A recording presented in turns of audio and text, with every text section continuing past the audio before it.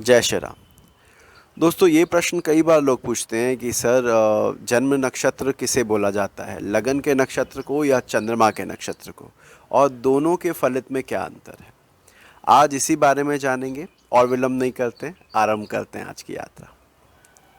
दोस्तों, जैसा कि आप जानते हैं, वाइजैग में हमने लाइव सेशन करने की कोशिश की। वहाँ पर साउंड का कुछ इशू आ गया था जिस वजह से वो प्रॉपर हो नहीं पाया।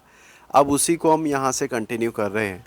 हमारे पास निमेश भाई का प्रश्न आया था। निमेश जी मुझसे मुंबई में मिले थे, हमारे रेगुलर व्यूअर हैं, बहुत अच्छे इंसान हैं। तो उनका एक प्रश्न आया कि लग्न नक्षत्र और चंद्र नक्षत्र में ज़्यादा इम्पोर्टेंस किसको दी जाए और फलित इसका कैसे किया जाता है। देखिए, इस बारे में जहाँ तक मेरी राय है या ग्रंथों में जो लिखा है वो मैं आपको बताता हूँ। पहली चीज़ कि चंद्र नक्षत्र की महत्ता लग्न के नक्षत्र से कहीं अधिक है, कहीं अधिक है। आप कभी भी दक्षिण भारत चले जाएं, अगर वहाँ के मंदिरों में जाते हैं और वहाँ पर पंडित जी आपसे आपका गोत्र और नक्षत्र पूछते हैं, तो वहाँ पर वो लग्न नक्षत्र की बात नहीं कर रहे होते, वो चंद्र नक्षत्र की ही बात कर रहे होते हैं। माइथोलॉजिकल स्टोरीज़ भी आपने सुनी होगी कि चंद्रमा की 27 पत्नियों का नाम, ये चंद्र नक्षत्र जिन्हें हम कहते हैं रोहिणी, रेवती, ये सब उनकी पत्नी माने गए हैं चंद्रमा की। तो चंद्रमा की वहाँ स्थिति आपके व्यवहार पर, आपकी पर्सनैलिटी पे विदाउट अ डाउट एक बड़ा असर डालती है। अच्छा, ये तो रही एक बात।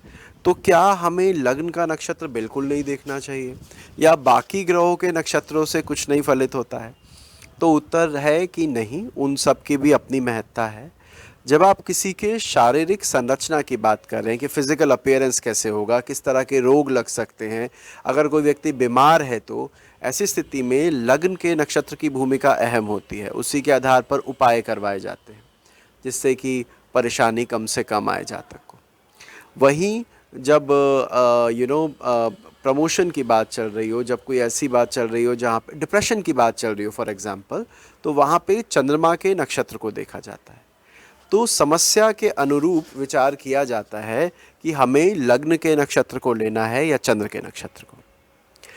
इसके अलावा बाकी सभी ग्रहों के भी नक्षत्र में बैठने पर उनका जो फल है वो बदल जाते हैं। मैं एक एग्जांपल आपको दूं कि स्वाति में बैठा मंगल जहां बहुत सारे मित्र देता है, वहीं पर सूर्य के बैठने के फल भिन्न बताए गए। तो कहने का मतलब है कि ये जो नवग्रह हैं, ये हर एक नक्षत्र में अपना अलग अलग रोल प्ले करते हैं।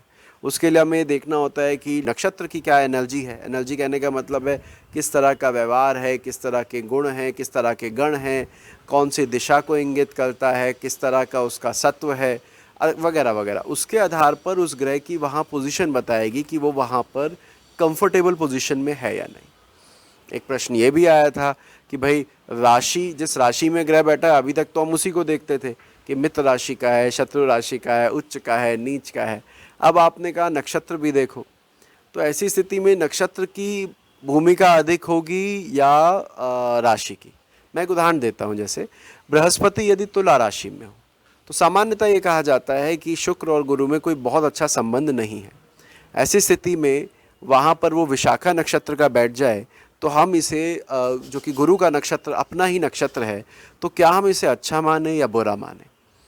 तो मेरे भाई, इसके बारे में कैसे देखा जाता है कि अगर बृहस्पति विशाखा नक्षत्र में है, तो विशाखा नक्षत्र के जो गुणधर्म बताए गए हैं उनको हमें लेना होता है, ना कि क्योंकि गुरु वहाँ का स्वामी है तो अच्छा ही करेगा, ये लाइन मत बोलिएगा, नहीं मिलेगा आपको।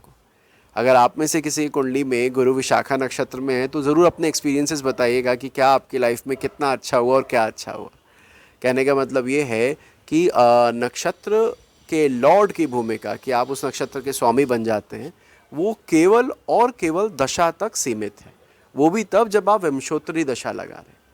अन्यथा अपने नक्षत्र में बैठा इस वजह से बहुत ज़्यादा खुश होने की आवश्यकता नहीं है।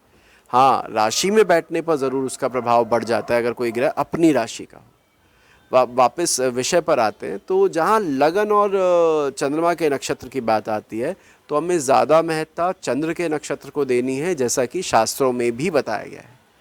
आपकी साढ़े साती हो, आपकी बाकी चीज़ें हो, वो चंद्रमा के नक्षत्र के आधार पर और चंद्रमा की राशि के आधार पर ही निकाला जाता है। तो लग्न नक्षत्र केवल जब कोई रोग हो, शरीर पर कुछ बीत रही हो, उस समय आप ज़रूर देख सकते हैं। और इसका वेद जब कभी आगे मौका मिला तो इसके बारे में बात करेंगे कि इसको देखा कैसे जाता है।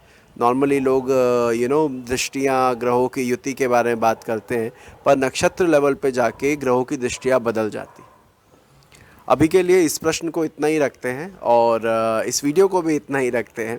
बताइएगा आवाज़ कैसी रही, सब कुछ क्लियर हुआ कि नहीं।